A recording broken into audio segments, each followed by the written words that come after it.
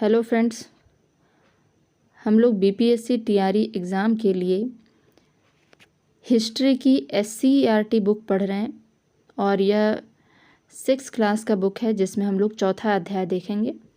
SCERT book का मतलब है जो बिहार बोर्ड में बुक चलता है उस बुक के बारे में बात कर रहे हैं। इसका चौथा अध्याय आज हम लोग देखने वाले हैं। इससे पहले 3 अध्याय अपलोड कर दिया गया है। चौथा अध्याय है प्रथम कृषक एवं पशुपालक। यहाँ कुछ येलो डब्बे में लिखा हुआ है, उसको हम लोग नहीं पढ़ेंगे क्योंकि वो इम्पोर्टेंट नहीं है। चलिए देखते हैं। आज हम विभिन्न प्रकार का भोजन करते हैं। अनाज से बने भोजन, सब्जी, दूध, दही, मक्खन, मांस, मछली आदि यह हमें अधिकांशतः उगाई गई फसलों और पालतू पशुओं से मिलते हैं। परंतु आरंभिक मानव कुछ भी नहीं उगाते थे और सब कुछ जंगल से बटोर लेते थे। इनमें जानवरों का शिकार और कंदमूल एवं फलों को इकट्ठा करने के तरीके शामिल हैं। जो शिकारी एवं खाद्य संग्राहक लोग लाखों सालों से जंगली फल व अनाज बटोरते थे, उन्हें मालूम तो होगा कि कैसे बीज से पौधे उगता है। उन्होंने आसपास ऐसे खूब सारे पौधों को उगते देखा होगा, फिर भी उन्होंने खेती शुरू नहीं की। इसका क्या कारण रहा होगा? जिन लोगों ने खेती शुरू की उनको क्या ज़रूरत पड़ी कि वे खेती करने लगे? इन बातों की पक्की जानकारी तो नहीं, फिर भी उन दिनों के जो निशान और सबूत मिलते हैं उनसे हम कुछ अनुमान लगा सकते हैं। तो यहाँ क्वेश्चन किया जा रहा है कि लोग पहले खेती नहीं करते थे, फिर बाद में खेती करने का उनको ज़रूरत क्या पड़ा। तो देखते हैं खेती की शुरुआत। कृषि के आरंभ होने का मतलब था कि कोई भी अनाज ऐसे स्थान पर उपजाया जाना जहां वह अपने आप नहीं उगते हों। तो जाहिर सी बात है, अपने आप नहीं उगता था, इसीलिए तो उगाना पड़ रहा था। सबसे पहले खेती किसने और कहाँ शुरू की? अनुमान है कि खेती की शुरुआत ईरान और इराक देश के पहाड़ियों के तलहटी में हुई। ठीक है, तो याद रखिएगा कि सबसे पहले कहाँ शुरू हुआ था। तो यह अनुमान है इराक और ईरान देश की पहाड़ियों के तलहटी में। आज से लगभग 8000 से 10,000 साल पहले वहाँ रहने वाले लोगों ने सबसे पहले खेती करना शुरू किया। तो कब था? 8000 से 10,000 साल पहले। बाद में जगह जगह लोगों के समूह द्वारा खेती करनी शुरू हुई। अपने देश में खेती की शुरुआत आज से 5 से 6,000 साल पहले पश्चिमोत्तर भारत में शुरू हुआ।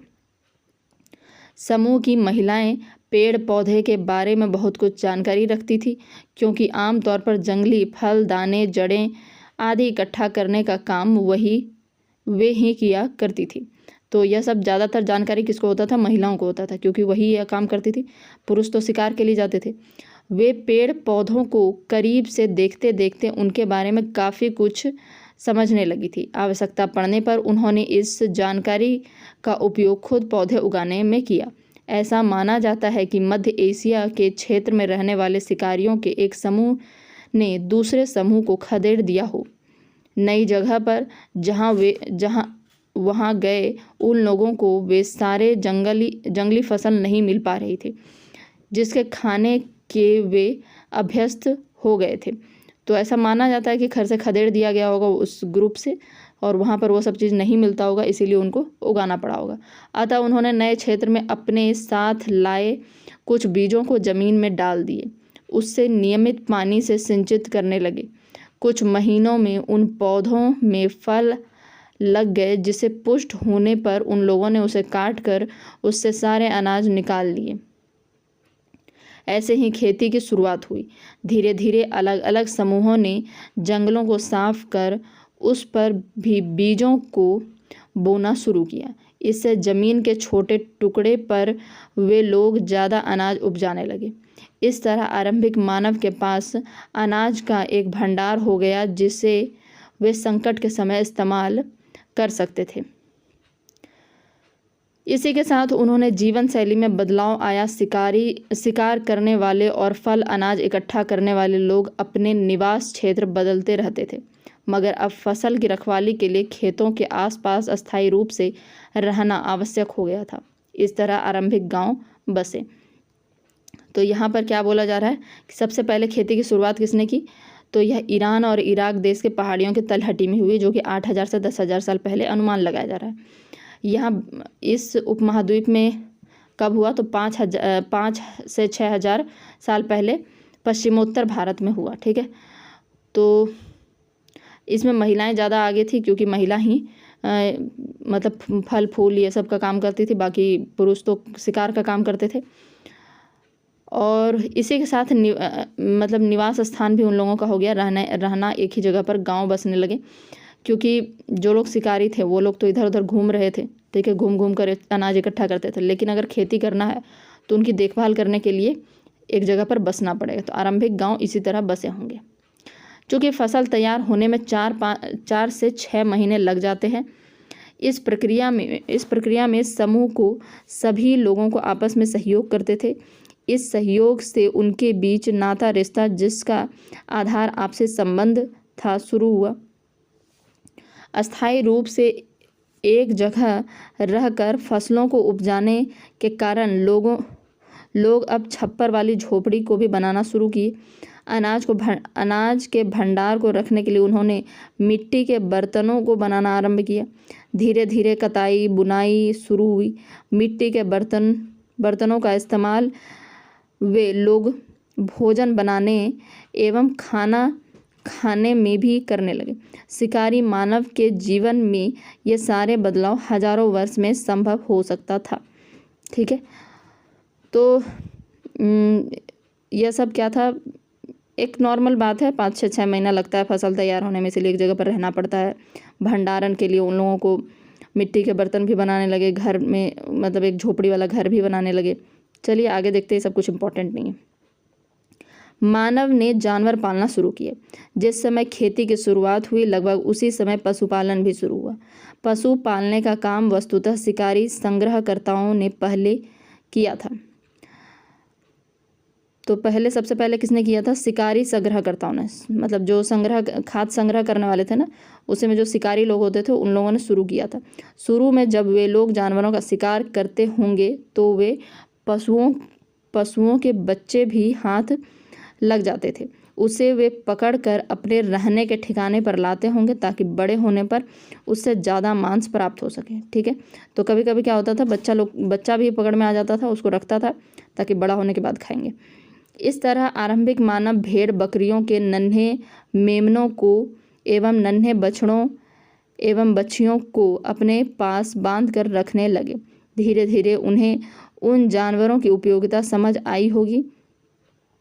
उन्हें यह लगा होगा कि जानवरों को मार कर खा लेने के बजाय यदि जिंदा पाला जाए तो बहुत से नए फायदे मिल सकते हैं। आरंभिक मानव ने पशुओं को पालतू बनाते समय कुछ बातों का ध्यान रखना अवश्य रखा होगा। जैसे ऐसे पशु को पालतू बनाया जाए जिनके लिए आसानी से भोजन उपलब्ध कराया जा सके।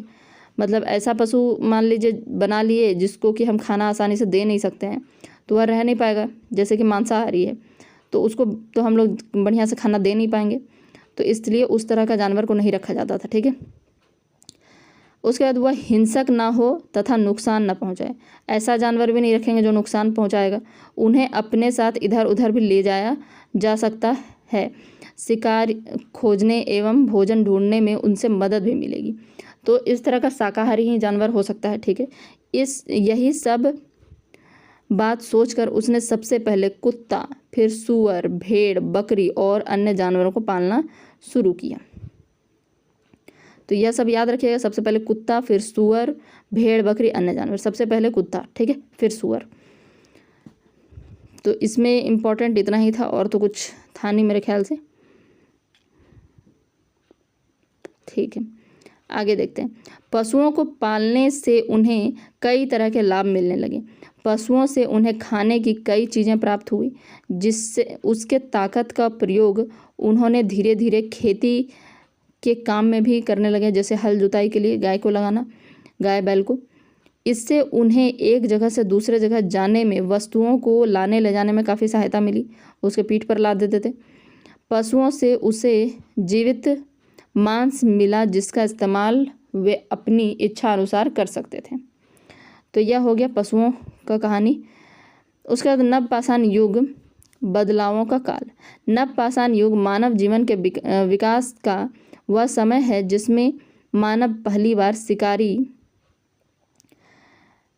संग्रहकर्ता से पशुपालक एवं खाद्य उत्पादक बना।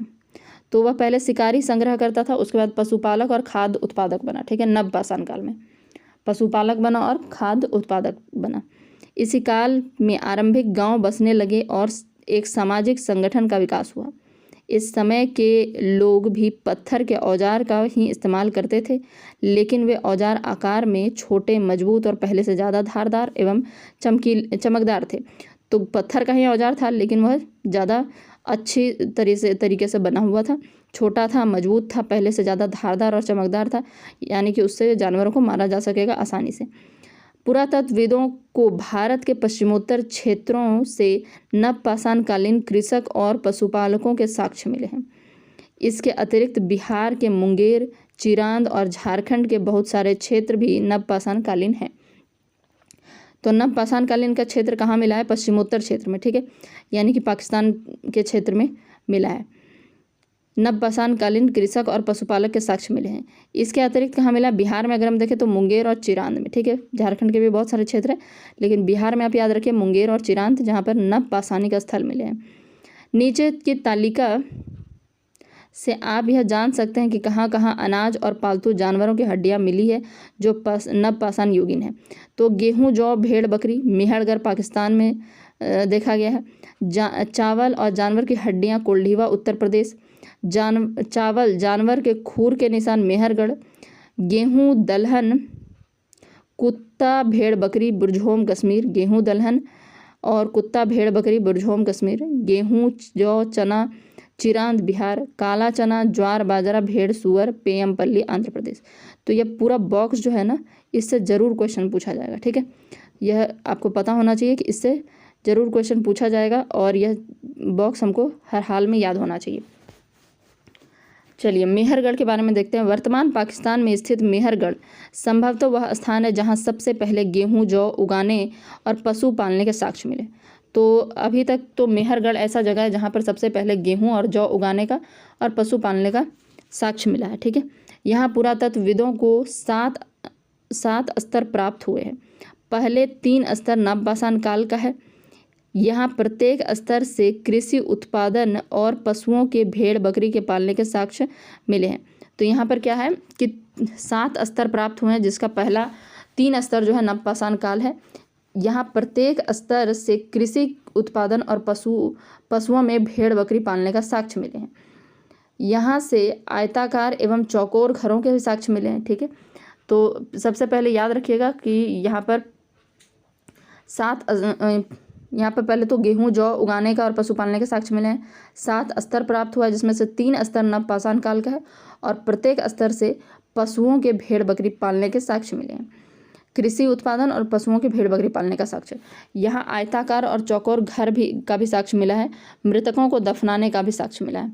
तो याद रखिएगा क्या क्या चीज़ यहाँ मिला है। स्तर खुदाई में किसी पुरास्थल से कई स्तरों के मिलने का तात्पर्य है वहाँ एक एक कर कई संस्कृतियाँ उदित हुई है, उसके समाप्त होने पर दूसरी संस्कृति का उदय हुआ है। जैसे कि 1 स्तर, 2 स्तर, 3 स्तर, 4 स्तर। तो मान लेते हैं नवपाषाण का है, उससे ऊपर मतलब सिंधु का मिल सकता है, उसके ऊपर कुछ और कुछ और कुछ और। ठीक है, तो यह कई स्तर में हुआ। 1 स्तर के बाद दूसरे स्तर में दूसरा सभ्यता रहा है, दूसरा संस्कृति रही।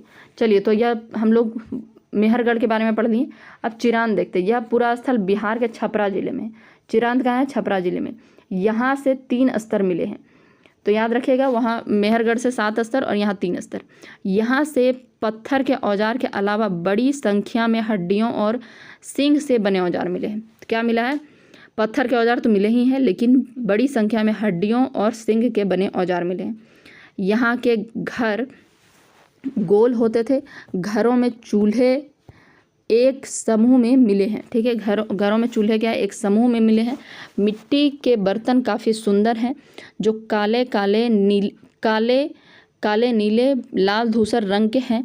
यहाँ से गेहूँ, धान, मसूर के साक्ष्य एवं मिट्टी के खिलौने मिले हैं। ठीक है, तो यहाँ देख लीजिए क्या क्या चीज़ मिला। सबसे पहले तो छपरा जिला में है, 3 स्तर मिला है और पत्थर के औजार तो मिले ही हैं, साथ साथ बड़ी संख्या में हड्डियाँ और सींग के औजार मिले हैं। घर कैसा होता, तो यहाँ के घर गोल होते थे। चूल्हा एक समूह में मिला है।